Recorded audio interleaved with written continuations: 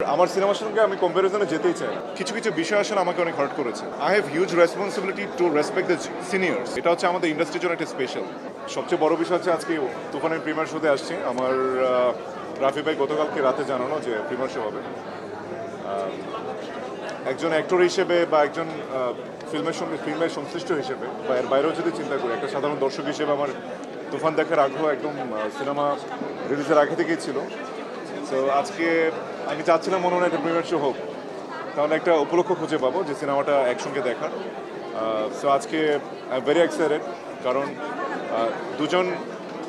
দুজন বিগ, একজন আমাদের superstar Shakib Khan, at the same time superstar director Rafi. So এটা একটা বিগ কম্বিনেশন। এই কম্বিনেশনটা আসলে এখনো পর্যন্ত মার্কেটে যে আওয়াজ তুলেছে, একজন সিনেমার অ্যাক্টর হিসেবে আই এম ফিলিং প্রাউড। কারণ বাংলা সিনেমাকে এই সিনেমাটা একটা অনন্য উচ্চতায় নিয়ে গেছে, এবং শুধুমাত্র বাংলাদেশ নয়, পুরো বিশ্বের বুকে বাংলা সিনেমার উচ্চতাকে অন্যভাবে প্রমাণ করেছে। So I am feeling so excited. আর আসলে আমার মনে হয় ইন্টারভিউটা সিনেমাটা দেখার পরে নিলে সবচেয়ে বেশি ভালো হতো। না, আমার সিনেমার সঙ্গে আমি কম্প্যারিজনে যেতেই চাই না, কারণ দেখুন আমি তো বললামই যে তুফান বাংলা ইন্ডাস্ট্রিকে একটা অনন্য উচ্চতায় নিয়ে গেছে। ডেফিনেটলি আমার স্বীকার করতে হবে তুফানের মেকিং, তুফানের বাজেট, তুফানের কাস্টিং, আর ইন জেনারেল একটা নর্মাল ছবি তো শাকিব ভাই যখন থাকে, সেই ছবিটা যে বাস ক্রিয়েট করে, সেটা মানে আমার মনে হয় না যে নর্মালি অন্য কোনো সিনেমাতে এভাবে ক্রিয়েট করতে পারে।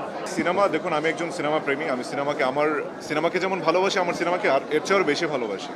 রিভেঞ্জের প্রতি আমার যথেষ্ট আন্তরিকতা ছিল, তবে কিছু কিছু বিষয় আসলে আমাকে অনেক হার্ট করেছে। অ্যাজ এ অ্যাক্টর আমি সবসময় দেখুন, আমি as a junior I have huge responsibility to respect the seniors.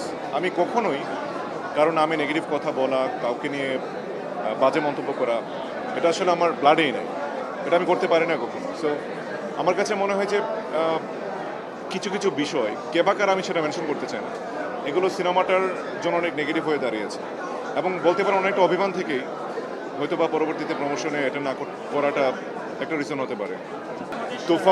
Toofan not only for Shakib ভাই, এবং even not only for Raihan Rafi, এটা হচ্ছে আমাদের ইন্ডাস্ট্রির জন্য একটা স্পেশাল ফিল্ম, যেটা অলরেডি আমাদের ইন্ডাস্ট্রিকে, আমি তো বললাম যে একটা অনন্য উচ্চতায় নিয়ে গেছে, এবং আমাদের বাংলাদেশি দর্শকরা, সিনেমা প্রেমীরা এই সিনেমাটা দেখার জন্য যতটা উদ্গ্রীব হয়েছে, এটা আসলে মানে I am feeling so proud.